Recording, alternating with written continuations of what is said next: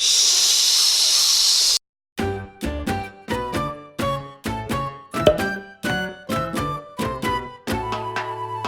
everyone!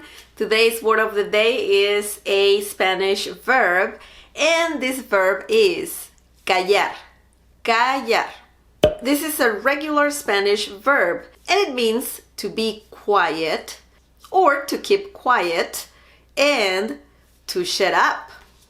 You gotta be careful when you use this Spanish verb because you might sound a little rude when you use this verb.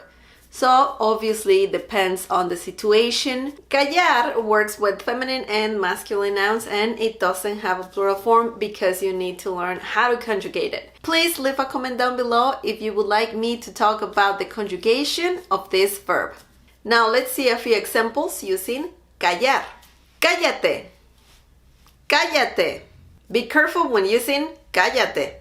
Laura cayó a Miguel porque no dejaba de hablar. Laura cayó a Miguel porque no dejaba de hablar. No me calles. No me calles. Me callé porque estaba gritando.